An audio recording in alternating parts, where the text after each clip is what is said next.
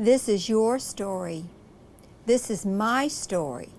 But most of all, this is the greatest story ever told. This is God's story.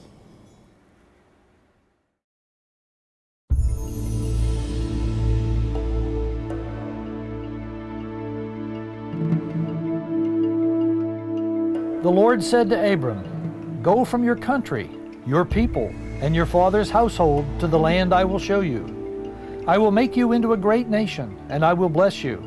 I will make your name great, and you will be a blessing. I will bless those who bless you, and whoever curses you I will curse, and all peoples on earth will be blessed through you." So Abram went, as the Lord had told him, and Lot went with him. Abram was 75 years old when he set out from Haran. He took his wife Sarai, his nephew Lot, all the possessions they had accumulated, and the people they had acquired in Haran, and they set out for the land of Canaan, and they arrived there. After this, the word of the Lord came to Abram in a vision. "Do not be afraid, Abram. I am your shield, your very great reward." But Abram said, "Sovereign Lord, what can you give me since I remain childless, and the one who will inherit my estate is Eliezer of Damascus?" And Abram said, "You have given me no children, so a servant in my household will be my heir." Then the word of the Lord came to him, "This man will not be your heir, but a son who is your own flesh and blood will be your heir." He took him outside and said, "Look up at the sky and count the stars, if indeed you can count them." And he said to him, "So shall your offspring be." Abram believed the Lord, and he credited it to him as righteousness.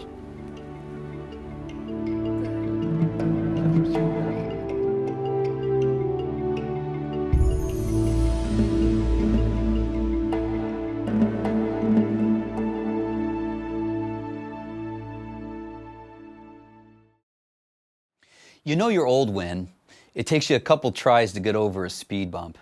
You know you're old when it takes you longer to rest than it did to get tired. When a 30-year-old mortgage sounds like a pretty clever scam. When your best friend is dating someone half their age and isn't breaking any laws. You know you're old when you discover the meaning of life, but then you forgot to write it down. You know you're old when you often repeat things. You often repeat things. You often repeat things. You know age has a way of sneaking up on all of us eventually. It can leave you with that sense that the best of your life is behind you. Maybe it's not age for you, but just that sense that you missed out on your chance at life to fulfill your dreams or to do something really meaningful. Well, if that's how you feel, chapter 2 of the story is going to be really good news for you. There's a noticeable pattern with God in the Bible where He picks the person to help Him with His plan to get us back, who in the lower story sees themselves as the least qualified person for the job. In chapter 1 of the story, God unveiled His vision. He simply wanted to come down into the lower story, which He created, and be with us. But the first people, Adam and Eve, didn't embrace that vision, and as a result, were escorted from the garden. A spiritual virus was born in Adam and Eve that creates the option for evil and selfishness in our lives and our relationships with others. This kind of lifestyle has no place in the community of God. We also learned that this spiritual virus, which the Bible simply calls sin, is transmitted to all of Adam's offspring, and that means us. We found in the story of Noah that the plan to get us back into a relationship with God will not come from people, not even from the best of us.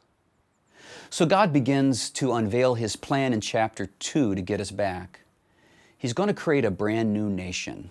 Why? Through this nation, set apart for His purposes, He will reveal His presence and His power and His plan to get us back. People of all nations who watch this new nation will be able to discover and see what God is up to. So the first order of business is to pick a couple to get this nation started. Now, who would you pick? A young, vibrant, good-looking, healthy, influential couple with a medically proven capacity to crank out lots of children? That's how we think in the lower story. But God thinks differently in the upper story. Later in the story, Isaiah will tell us that His ways are higher than our ways. God selects an old couple named Abram and Sarai. When God first taps him on the shoulder, Abram is 75 and Sarai is 65. They've got their AARP card in hand, discounts at Denny's for the early seating, and collect Social Security checks monthly. In addition to this, in addition to their age, Sarai is barren. She can't have any children. Why does God pick them? He does this so when people see this great nation, they will see not the strength of Abram and Sarai, but their weakness. They will see God as the one above the scenes of their lives, building this amazing nation. They will see His presence. They will see His power and His plan unfolding. At the opening of chapter 2, God invites Abram to go and leave the comforts of his homeland to a place that God would show him. And He promised to not only give them children, but to make them into a great nation. Not only this, but this new nation would one day be a blessing to all people on the earth.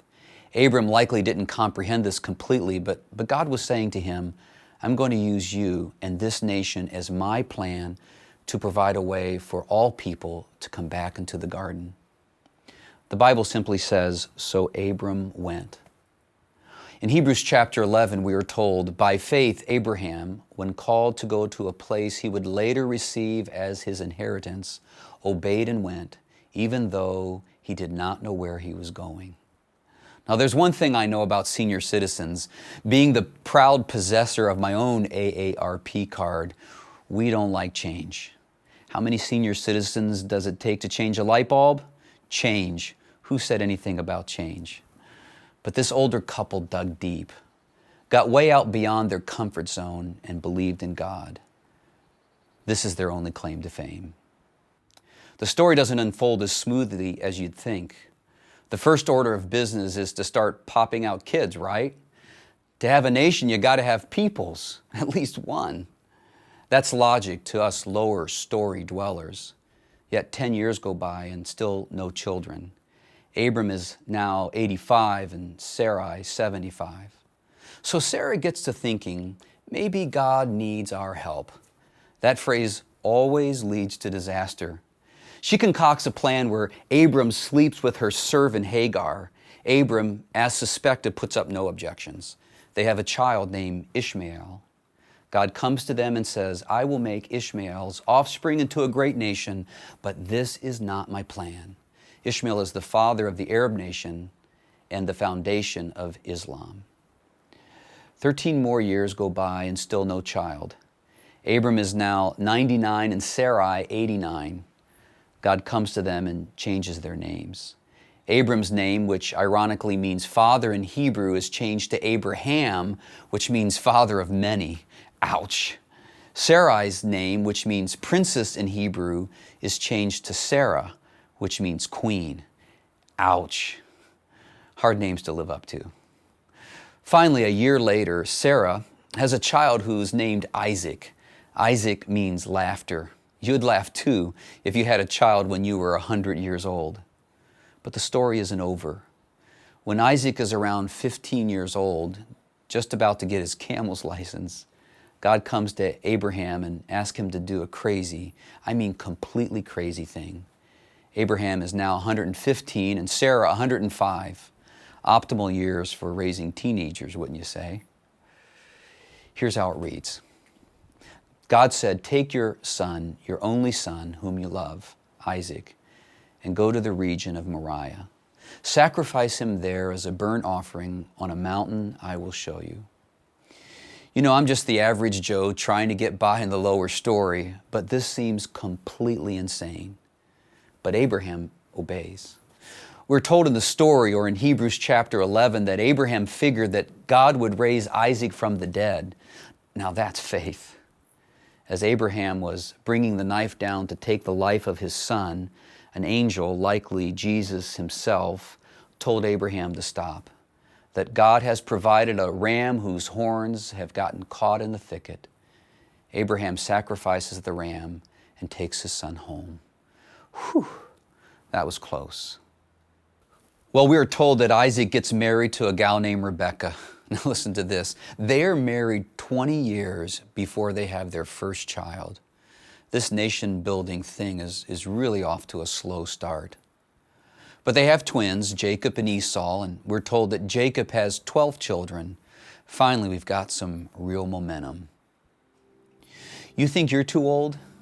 You think you've missed your chance to do something big, something significant? That's the way we think in the lower story. But if we align our lives to God and what He's up to, some of our best years are still ahead of us. Oh, one more thing you may have noticed. Embedded in this incredible story is a clue of what is to come. In the story, God said to Abraham, "Take your son, your only son, whom you love, Isaac, and go to the region of Moriah. Sacrifice him there as a burnt offering on a mountain I will show you."